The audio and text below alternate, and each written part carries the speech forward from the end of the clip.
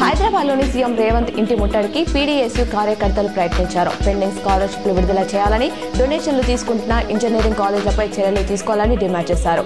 అప్రమత్తమైన పోలీసులు వారిని అదుపులోకి తీసుకుని జూబ్లీహిల్స్ పీఎస్కు తరలించారు.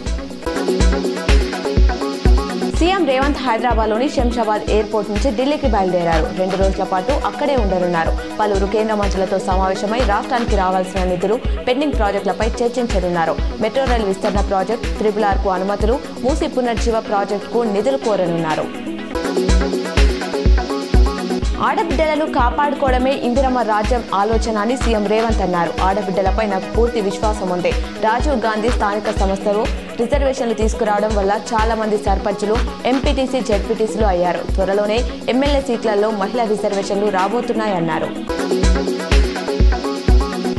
నిజామాబాద్ పట్టణ ఆర్యవైశ్య సంఘంతో పాటు అనుబంధ సంఘాలకు ఆదివారం జరిగిన పోలింగ్లో అక్రమాలు జరిగిన నేపథ్యంలో రీపోలింగ్ నిర్వహించాలని పలువురు డిమాండ్ చేశారు. పోటీ చేసిన అభ్యర్థులు పోలింగ్ కేంద్రం లోపల ఉన్నారని, తమ ప్యానెల్లో అనుకూలంగా దగ్గరుండి ఓటేయించారని కొందరు ఆరోపించారు.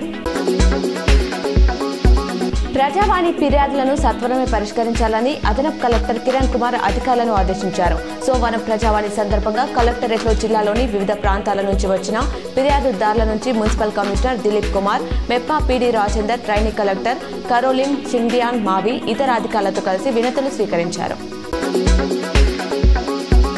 స్వర్ణకాల ఆత్మహత్య ఘటనలు కాల్చివేస్తున్నాయని ఎమ్మెల్సీ కవిత అన్నారు. కేసులకు భయపడి ఆత్మహత్యలు చేసుకోవద్దని కోరారు. ఏపీ, తెలంగాణలో దొంగ బంగారం కొన్నారంటూ స్వర్ణకాలను వేధిస్తున్న ఘటనలు చూస్తున్నాం. పోలీసులు దొంగల కంటే ముందు స్వర్ణకాల వద్దకే వెళ్తున్నారు. 411 చట్టాన్ని సవరించాలి అన్నారు. తిరుమలలో భక్తుల రద్దీ కొనసాగుతుంది. శ్రీవారి దర్శనానికి 18 గంటల సమయం పడుతుంది. నారాయణగిరి షెడ్స్ వరకు భక్తులు క్యూలో వేచి ఉన్నారు. నిన్న స్వామివారిని 88,938 మంది భక్తులు దర్శించుకోగా 28,548 మంది తలనీలాలు సమర్పించుకున్నారు. ఉండి ఆదాయం రూపాయలు 4.39 కోట్లు సమకూరింది. బంగారం ధరలు ఇవాళ స్వల్పంగా తగ్గాయి. హైదరాబాద్లో 24 క్యారెట్ల 10 గ్రాముల పసిడిపై 540 తగ్గి 98,290కి చేరింది. 22 క్యారెట్ల గోల్డ్ 10 గ్రాముల ధర 500 తగ్గి 90,100 పలుకుతోంది.